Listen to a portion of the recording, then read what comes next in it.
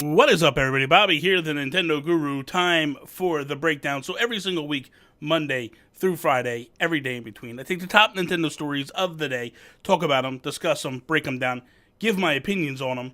So, here we go. Sunday night, I did an episode of Planet Nintendo podcast.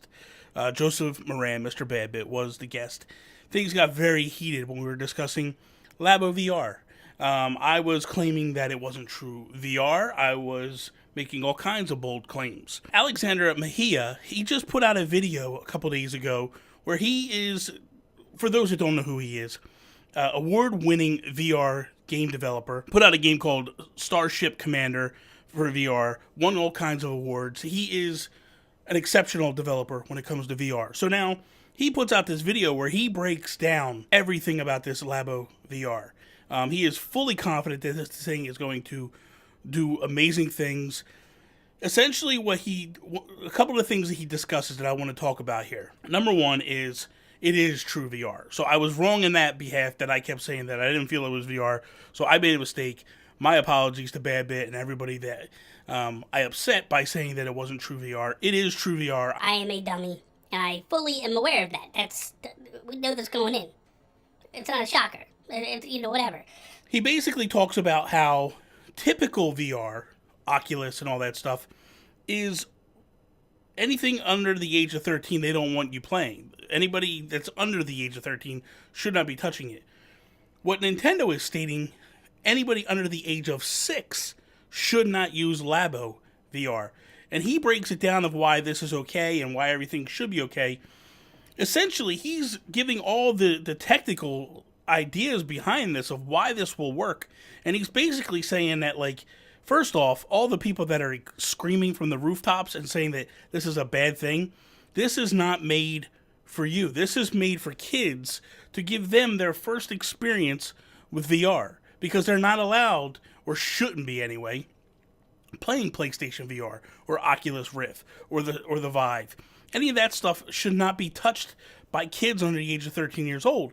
So what Nintendo is trying to introduce is trying to take their 32 million Switches sold and translate that into VR to give kids their first taste of VR. So hopefully they can give them experiences that will get them to the level. There was a lot of things being thrown around, a lot of things being said. The way Nintendo's VR is with the Labo, it's going to make kids sick. They're going to be vomiting. He breaks all that down. He explains, why people get sick from VR. And additionally, he says that by the looks of it, the way things are, it's not strapped to you per se. It's not strapped to your head, which means you're not going to be moving around. You're going to be standing up.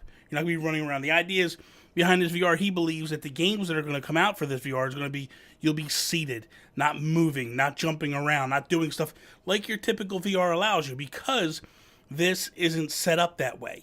So again, Nintendo, from what it seems, is protecting you from the get-go. He really strongly believes that this is going to work and do wonders. I'm in this, he's the expert, I'm not. I don't think it's going to do as phenomenally well as he thinks. I think it's going to do well, and I've said that on Planet Nintendo.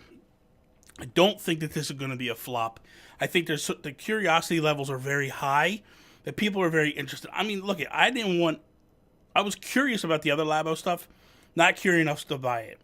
I am very curious about this to the point where I am going to buy it. The pricing is $40 for the first two kits, and then you can buy the expansions for $20 and $20. So if you buy the first set for $40 and it interests you, you can upgrade later and get the other two kits, or you can buy all the kits at once for $80. Price-wise, the point of entry is very cheap compared to when you get a PSVR or Oculus Rift, where you have to have a powerful computer to run this thing. Even if you have a PS4, the cost is $200 plus, depending on where you catch a PSVR. Oculus, if you happen to have a super powerful computer, that can run all this up to snuff in the way it should be, Oculus is still expensive. So with this being $40 as the point of entry, and if you own a Switch, it's just $40. You get this game. You understand the fact that it's not some 50-hour experience. It's just a quick little dab. I think the understanding is this is going to work, and this should bode well for Nintendo. The jury is still out. I hope, and I'm rooting for Nintendo as always, I hope it does well. But let me know in the comments below, what is your feelings about Labo? Don't tell me how you hate it because you think it's stupid and it's cardboard. Like, seriously, weigh it out a little bit. Have an honest opinion about it. Let's hear what people have to say about this. Let me know. The next thing I wanted to talk about was some, basically, experts, analysts, broke down the trajectory of the Switch and what's going on and how long they believe that the Switch will last. They're basically saying that they feel like the Switch will last until 2024. My curiosity is we had the Wii U that only went like 4 years, 5 years max, and it died. It basically, they shifted midway through, about a year left of the Wii, they shifted and started to focus on Project NX, which turned into the Switch. I don't feel like Nintendo will be that route where they're going to be cutting it short, but to me, 7 years doesn't feel like a very super long time.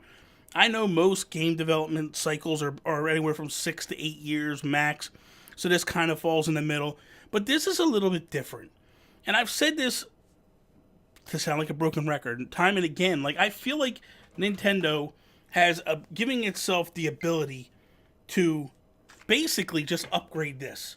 Just upgrade this and everything will be fine.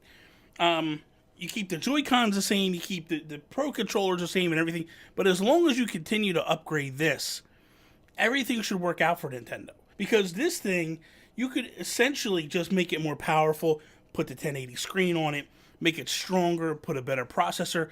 The way this is talking is by 2024, things are going to be out of grasp with Nintendo. The gaming world will be so far advanced that they're not going to be able to have companies building games or making games for the Switch.